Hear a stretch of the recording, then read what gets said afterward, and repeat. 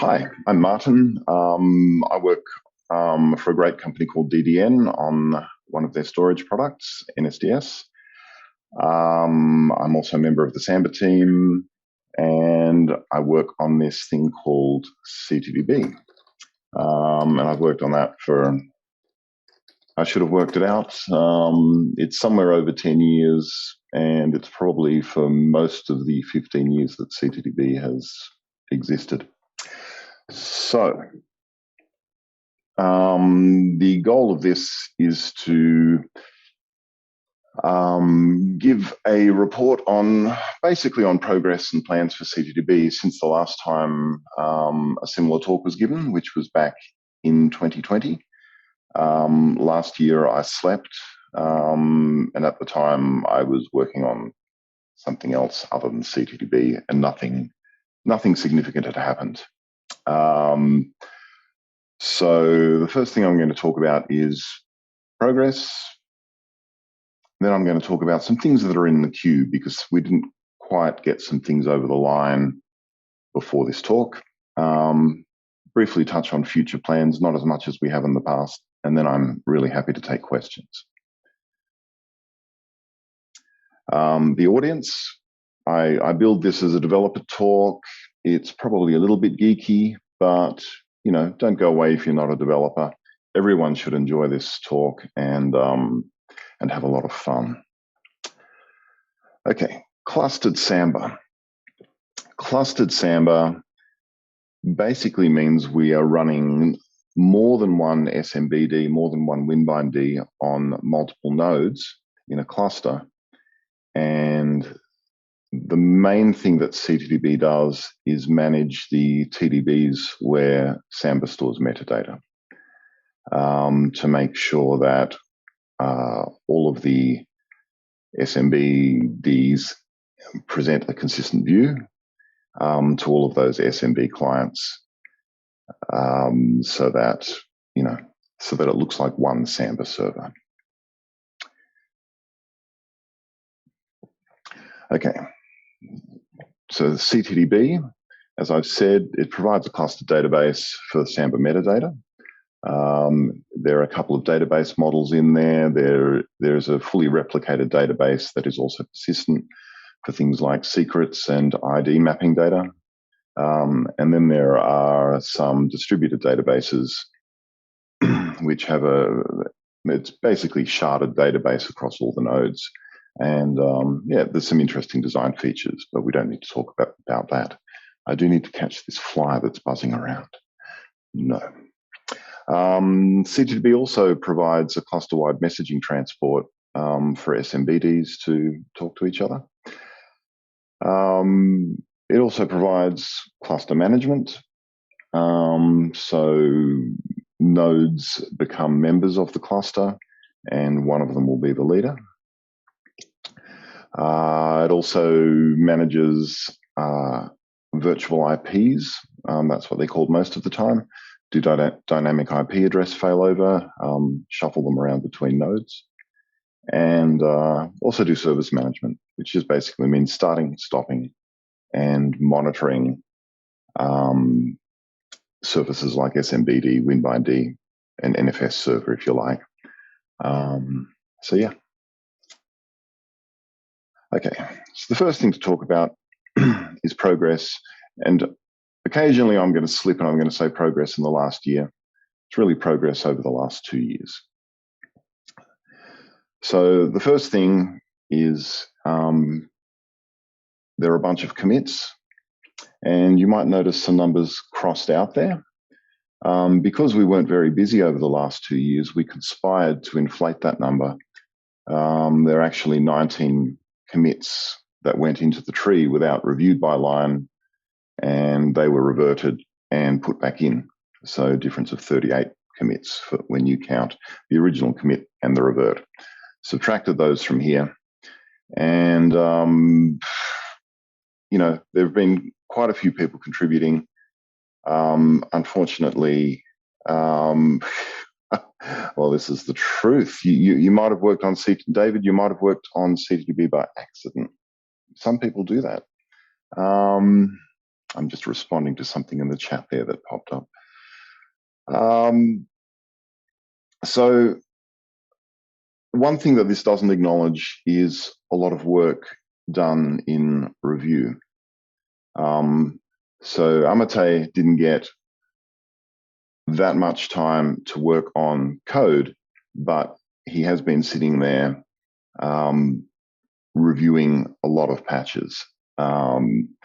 So thank you to him for that. That's fantastic. And, hopefully we do more work together instead of me doing crazy things and then him reviewing them and going, no, no, no, no, no. And thank you to the other reviewers too. No work gets done if there's no one to review the patches.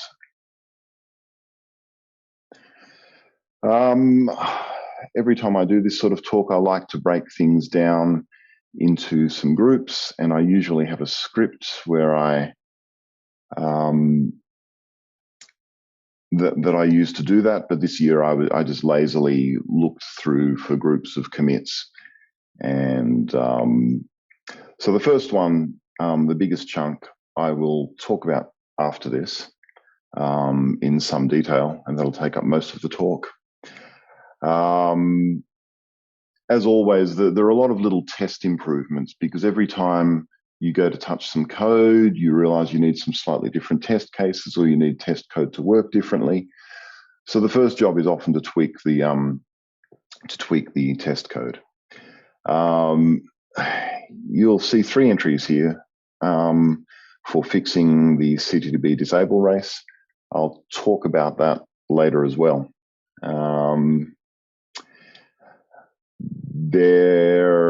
I'll also talk about the removal of CTDB wrapper, yay, and log file reopening to support log rotation. And there's a few other things there that are reasonably significant. Only taking 5 commits is the fact that we now support a sane syntax for IPv6 sockets. Thanks to Volker for that. All right. So as I was sitting here thinking about this talk, I realized that I missed the introductory slide that should be here, but it's not complex.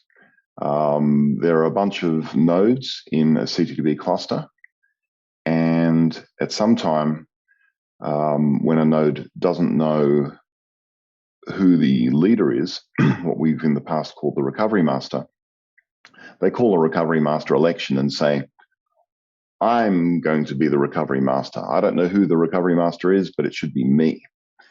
And then some other node slaps them upside the head and says, I'm better than you. And they win that round of the election. And this continues until one node is left standing and they are elected the recovery master or leader. That node then takes a cluster lock. And so we don't have quorum in CTDB. We could quite easily have quorum with a few changes, but we don't. And to avoid split brains or cluster partitioning, we use a cluster lock. And the simplest case that we support is just a lock file, where we take a 1-byte fcontrol lock on the cluster file system, which is also usually shared between nodes in a clustered Samba cluster. And hopefully the leader can take the lock. Let's see what happens if it can't. So my apologies for the transitions here. Clicking just doesn't work. So some time ago, Volker told a few of us that if you're working on CTDB, you really need to read this excellent book by Martin Schwenke called Designing Data-Intensive Applications. And I was actually really pleased as I read the relevant parts of the book, because it turns out, according to, how to cluster, CTDB is pretty well done. But one of the most important things that comes up several times here is that cluster recoveries use a timeout heuristic, and that is a heuristic. It's kind of rule one. If the only way of knowing if a node has gone away or is not participating in some way is to have a timeout, because anything can fail. If your timeout's too long, you get outages that are too long. If your timeout's too short, you fail over when you don't need to fail over. So anyway, so there are these timeout heuristics. So what happens? So you've got a cluster file system, and if a node disappears, it needs to do some sort of failover as well. And in the simplest case, it just needs to decide if there are locks held and a node goes away, how long should it wait to make sure that that node has really gone away before declaring, before essentially releasing the locks so that other nodes can take them? CTDB has timeouts for recovery or failover between nodes, whatever you want to call it. They're kind of different concepts in different domains, but we're talking recovering from a problem. What if the cluster file system recovers slower than CTDB? And I'm not talking appallingly slower. If it recovers 1 second slower, 5 seconds slower, or 2 minutes slower, it doesn't really matter, because we get a new recovery master elected. That new master attempts to take the recovery lock. It fails because the cluster file system has been perhaps infinitesimally slower in recovering.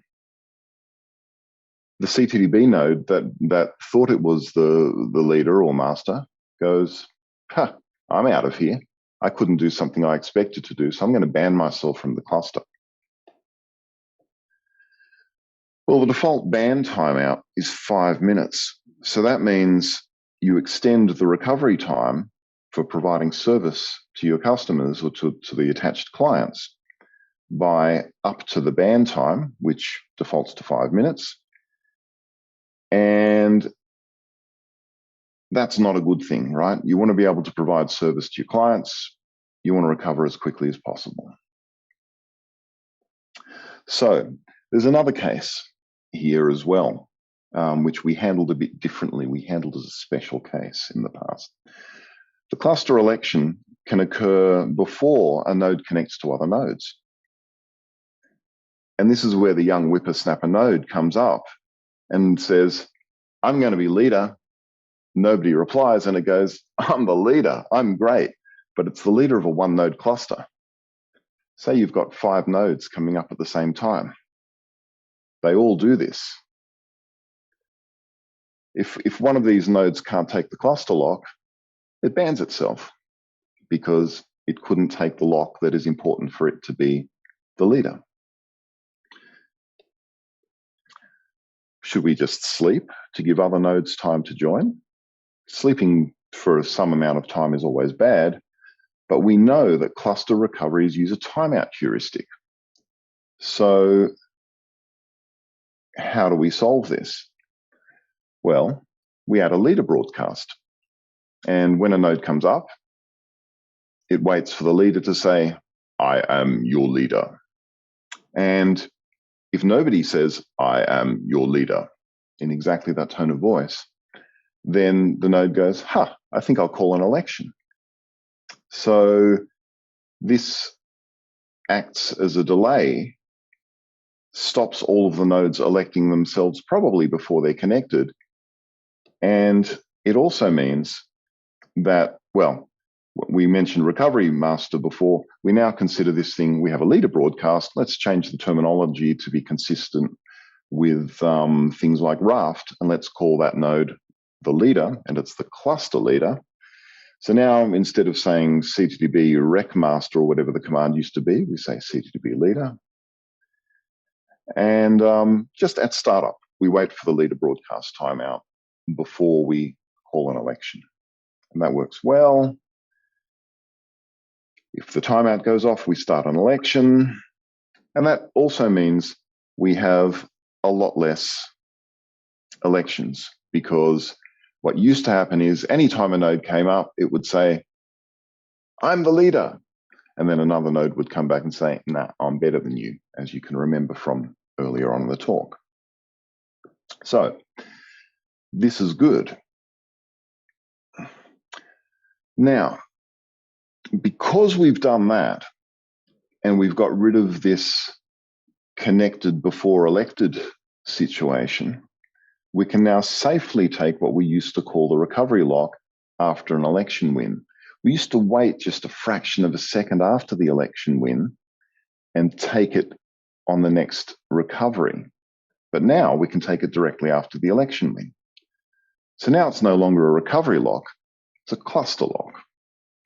It determines, it's held by the leader of the cluster.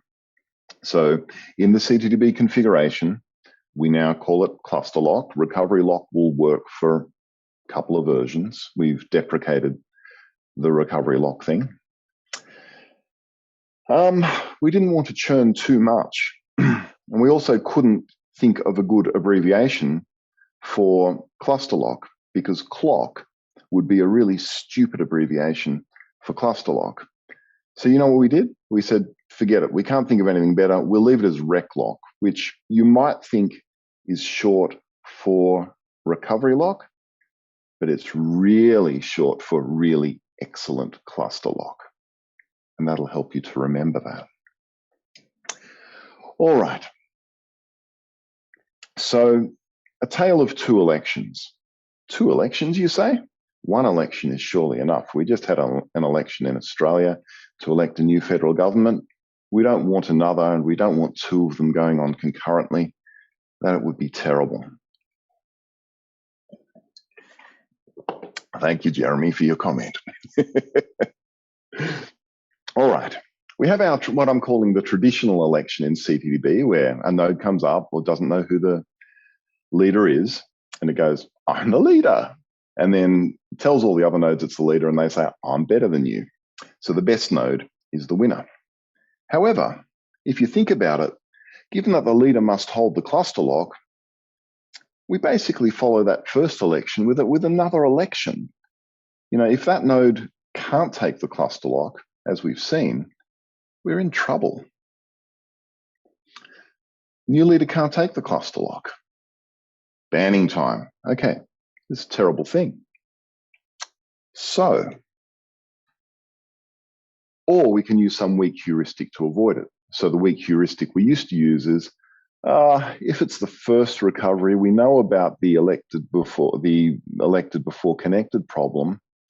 Let's not ban then. Let's just retry and see if some other leader comes along.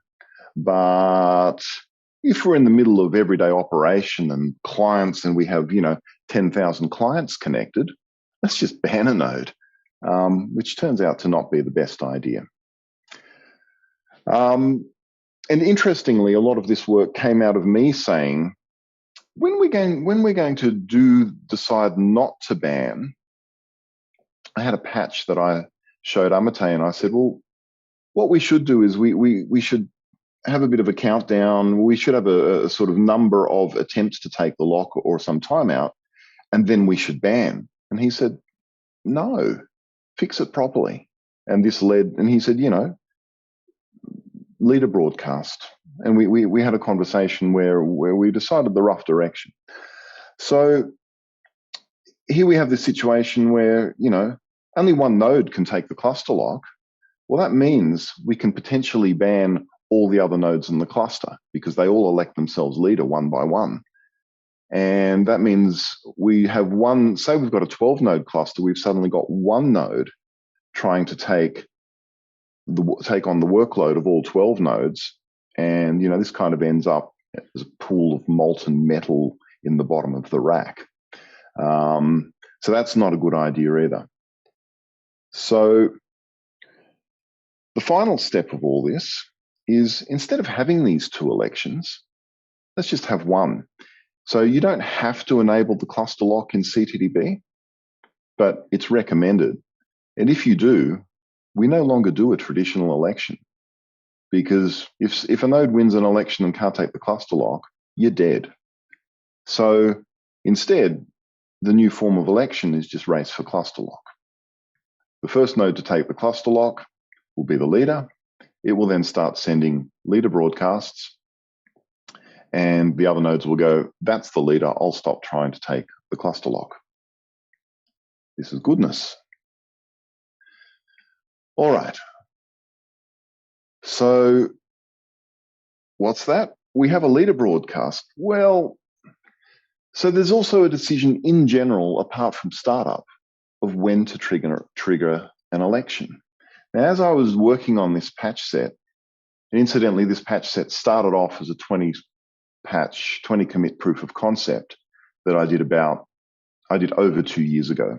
And I was really happy with it, but I never got time to spend time developing it and making it so it was complete, correct, same to review. And that's how it blew out to over 50 commits to try and do it properly. But in late days, I kept on looking at all this. We had this function that every node would look at the leader and go, is that a fit leader? It's a bit like Australian politics in recent years, where, leader of the governing party would just go, I don't think our leader's any good anymore, and, knife them and take over as leader of the country. So we had a lot of ad hoc sanity checks to check if the current leader was valid. But after a while of trying to refine these checks and make them correct, I went, hang on, we have a leader broadcast.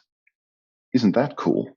Maybe we should use that instead of having two ways of deciding if there's an election. And I think Volker pointed this out too at some stage. So yeah, we only use it at startup. We'll use it to trigger all the elections. Very nice. So that means we need to really carefully design the leader broadcast and associated timeouts to make sure that we think everything is going to work okay. So why don't we just try 5 seconds? And that way, we can throw away all of those ad hoc leader sanity checks. And now the logic in CTDB is a lot more comprehensible. There is a leader broadcast every second. If some node doesn't get a leader broadcast for 5 seconds by default, it's a configuration setting. It decides the leader is incompetent and decides an election should be called. And the simplest case when you have the cluster lock enabled is the other node will then try to grab the cluster lock. It will also send out an unknown leader broadcast saying, I don't think we know who the leader is anymore. Maybe the rest of you should do something about this too, because some nodes will discover more quickly than others. And seems to work. So, and now cluster recoveries use a timeout heuristic. Isn't this great logic? When suddenly we don't know who the leader is, we use the standard clustering type of heuristic to try and resolve the situation.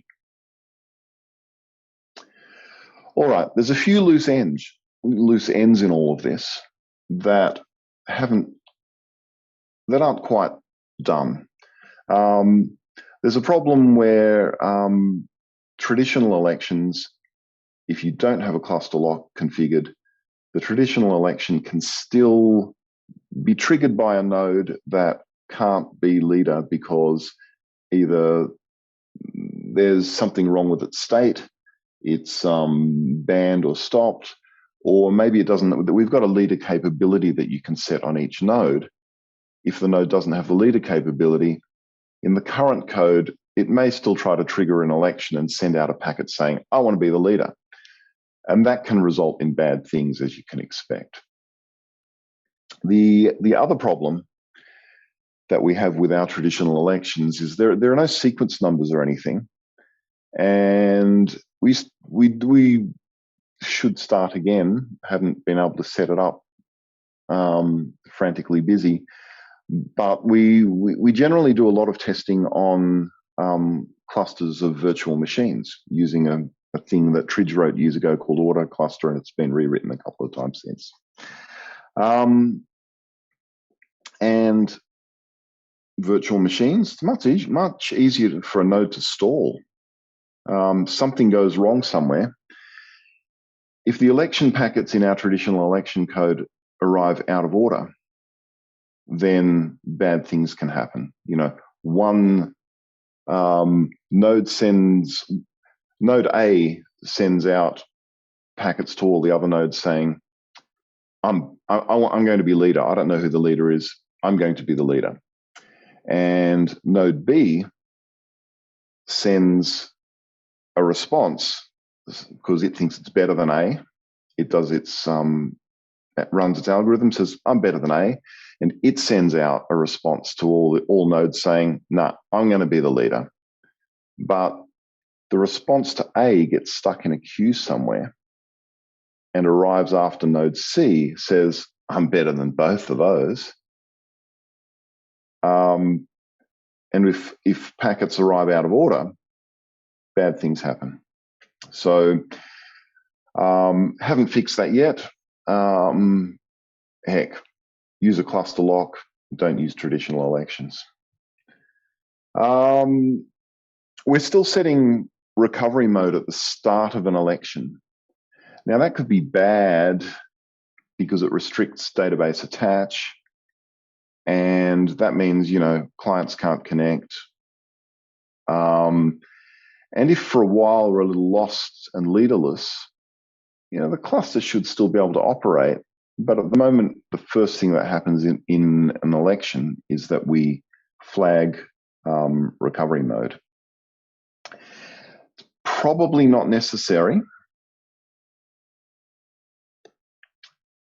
But before we take that out, we really need to ensure that our trigger code for deciding when we should do a cluster recovery, database recovery, we really need to ensure that that code is correct. And there are a couple of places that I've been working on over the years where I know it's a little bit flaky.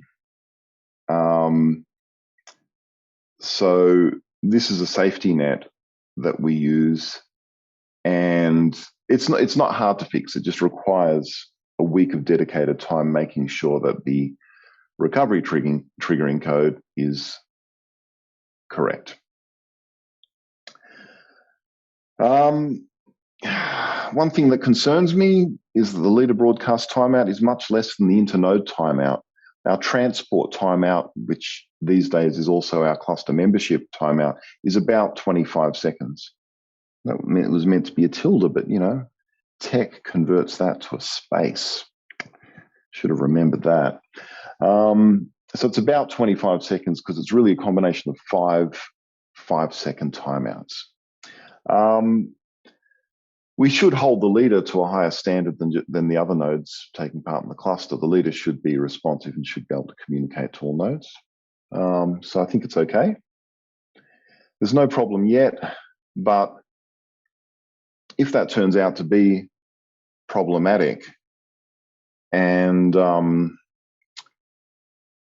we do go into recovery unnecessarily, well, we do call elections unnecessarily with people getting leader broadcast timeouts, then we just need to fix that problem in the second point to make sure that the recovery triggering code is absolutely correct, not set recovery mode at the start of an election, and then we're good. If somebody decides that the leader hasn't spoken to them for a while and they call an election, we just continue normal processing until we actually notice the node has fallen off the edge of the earth and we need to recover.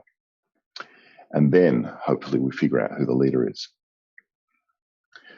All right. That topic, that's all I'm going to say about that topic. Ask questions if you've got them. Feel free to ask them at the end. Feel free to interrupt now. I'll just whiz through some other topics that are vaguely interesting.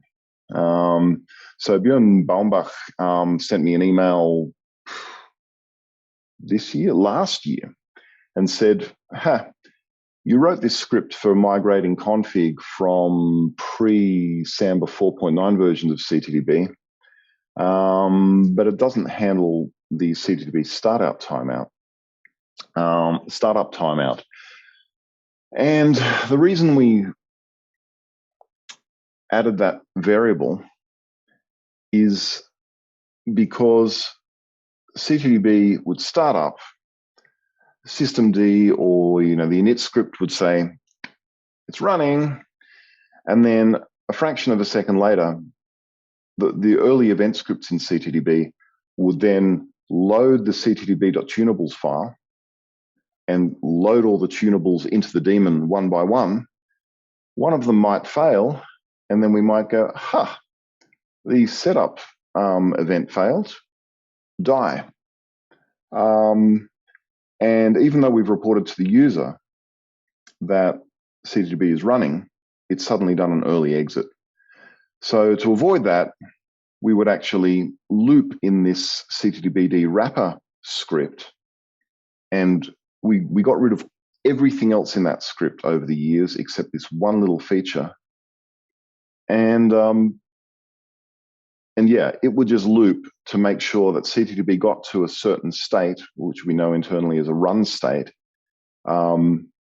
before we reported that it had completed startup, and exit the wrapper to systemd or the init script. So it's all about tunables, and tunables will go away in future because they'll all become either script options or ctdb.conf options. Really didn't want to touch this, really wanted the tunables to go away, and then we can make that go away, then we can make CTDBD wrapper go away. But no, we really hate CTDBD wrapper. It's a hack. It kind of showed that we weren't confident in the daemon itself, and we had to wrap it in a script to make things work. So, how long did it take to write a little bit of C code to load the tunables file from the daemon? Less than an hour. So load them in the daemon directly from file instead of in an event script, drop CTDBD wrapper, it's gone. And now the systemd unit file or whatever it's called and the init script now just mention CTDBD directly. None of this wrapper stuff. We had occasional test failures for many years due to CTDB disable and enable failures. They're commands you can run to stop CTDB on a node hosting public IP addresses or virtual IPs, and basically take a node out of commission while you did something or if you had lost confidence in it. However, we used generic flag update controls from the CTDB tool. When we said CTDB disable, we sent a fairly generic message to the daemon. And at one point we were looking at it and Amate said, this can't be fixed with dedicated controls without a disable and an enable control. But do we really want to go to the trouble of plumbing that stuff in? Well, there are at least 2 documented Bugzilla entries showing my attempts, I think, to fix this without dedicated controls. The test failures went away a little, but they were still there. We still had races. But then I worked it out. I knew how I could do it without dedicated controls, and I started rewriting the code. And then I got to a particular point and I was staring at the code and I went, oh, I see, you can't fix this without dedicated controls for disable and enable. After working on the code for 3 or 4 days straight. So of course, it's now fixed properly by adding dedicated controls for enabling and disabling a node. And the conclusion here is quite important. Listen to Amate. There have been quite a few times in the history of all of this where I've proposed a patch And I said, I've said, I know it's not great. And Amate's gone, yeah, no, that's really ugly. And I've gone, yeah, but I can't think of a better way. And we sat down and tried to think of a better way. Haven't.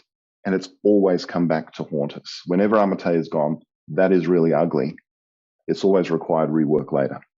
So the man has good judgment.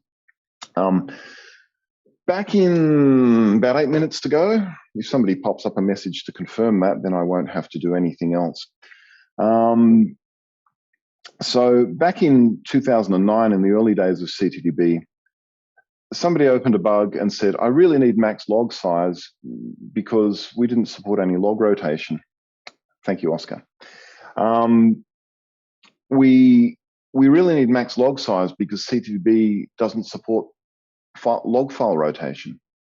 So I think it was Michael Adam said, yeah, we really should fix this.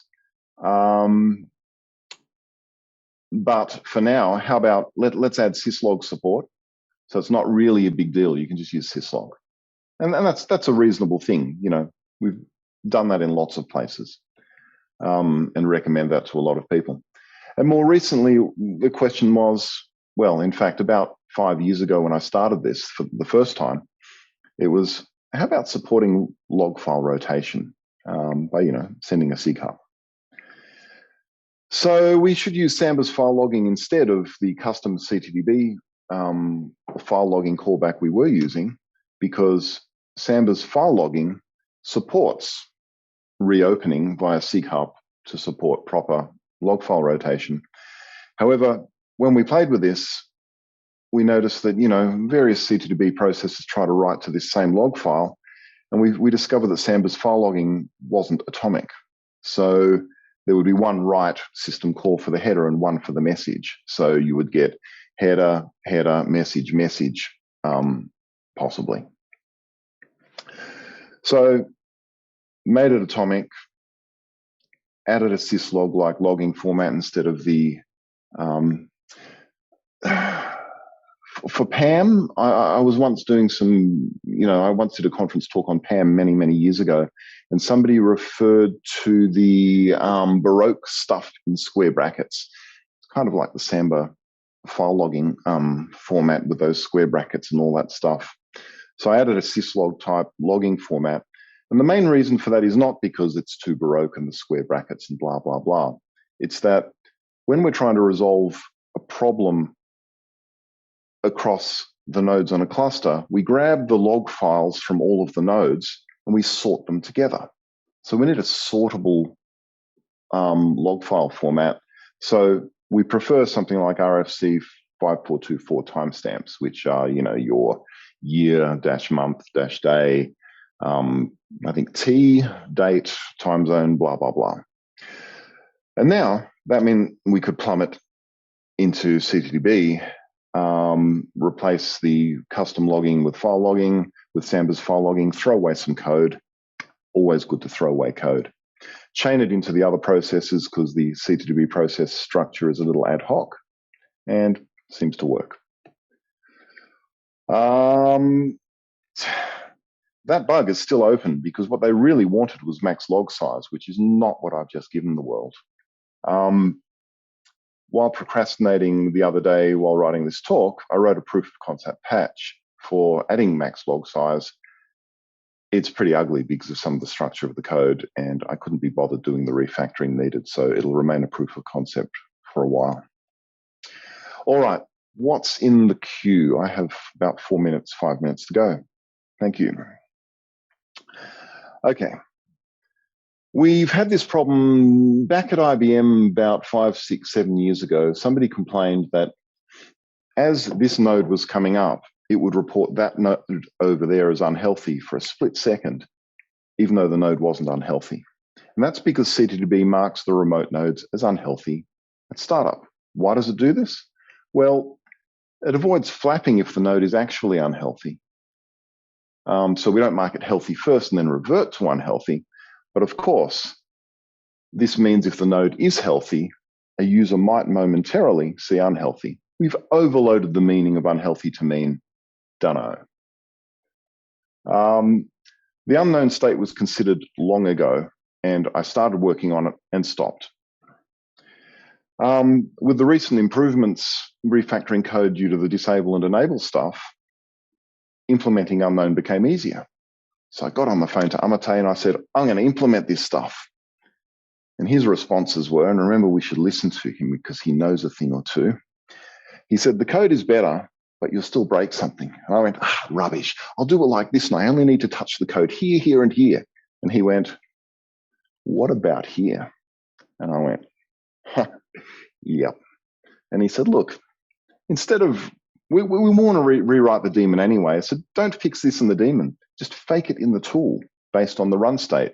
If we know this node is just starting up and we think that that node over there is unhealthy because we haven't yet got the state sent from it, just mark it as something else like connecting.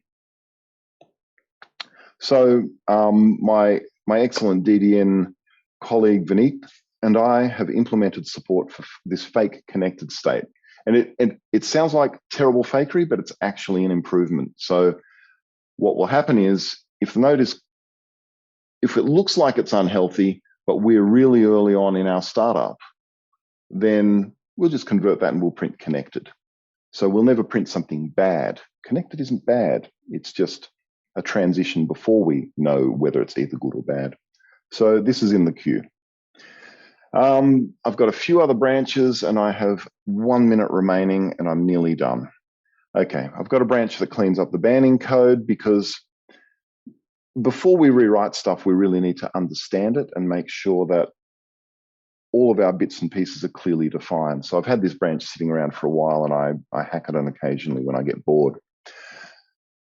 With our cluster lock, if the cluster file system blocks when we try to do I/O, our cluster lock should exit and say, I lost the lock. And that should be according to some timeout. Cluster file system bad. I can't deal with the lock. I'm going to release it and let everyone try and take it again.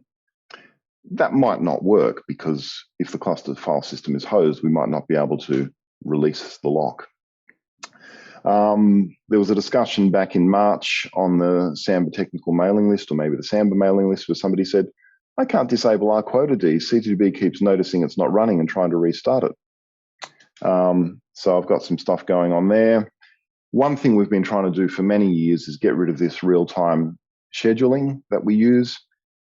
Not really container compatible. There's some code floating around that we should get upstream. A bunch more cleanups in the recovery daemon, which I won't waste anyone's time with. Tunnel code. We have some tunnel code which should have allowed a daemon on one node, like say a service daemon, to talk to a service daemon on another node. I've got some code to generalize that